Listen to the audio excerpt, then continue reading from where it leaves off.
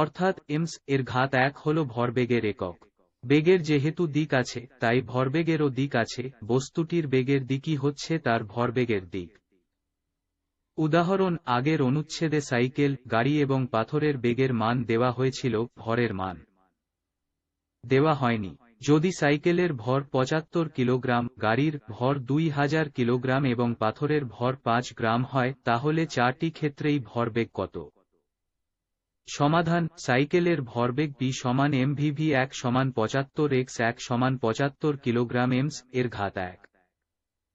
গাড়ির ভরবেগ b সমান mv সমান 2000 x 1 সমান 2000 কিলোগ্রাম এমস এর ঘাত 1 2।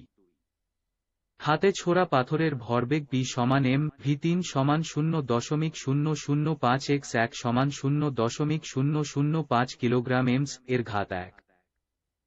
গুলতিতে ছোড়া পাথরের ভরবেগ b সমান mv সমান 0.005 x 100 সমান 0.5 কিলোগ্রাম এমস এর ঘাত 1 3 3।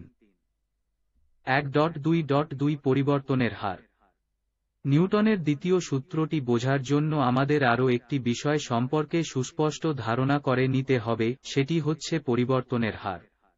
পরিবর্তন শব্দটির সঙ্গে আমরা সবাই পরিচিত। যে কোনো একটি রাশির মান যদি বেড়ে যায় কিংবা কমে যায় তাহলে আমরা বলি রাশিটির পরিবর্তন হয়েছে। যেটুকু বেড়েছে কিংবা কমেছে সেটা হচ্ছে পরিবর্তনের মান। কত দ্রুত পরিবর্তনটি হচ্ছে সেটা বোঝানোর জন্য আমরা পরিবর্তনের হার কথাটি ব্যবহার করি। ধরা যাক তুমি এবং তোমার বন্ধু সাইকেল চালাতে বের হয়েছ, দুজনেই স্থির অবস্থা থেকে শুরু করে 10 মি এর ঘাত 1 বেগে পৌঁছে গেছো। এটি করতে তোমার সময় লেগেছে 2 সেকেন্ড এবং তোমার বন্ধুর লেগেছে 2.5 সেকেন্ড। আমরা হিসাব না করেই বলে দিতে পারি তোমার বেগের পরিবর্তনের হার বেশি কারণ তুমি কম সময়ে একই বেগে পৌঁছে গেছো। যদি হিসাব করতে যাই তাহলে তোমার বেগের পরিবর্তনের হার সমান 10 মি এর ঘাত 102 সমান 5 মি -2।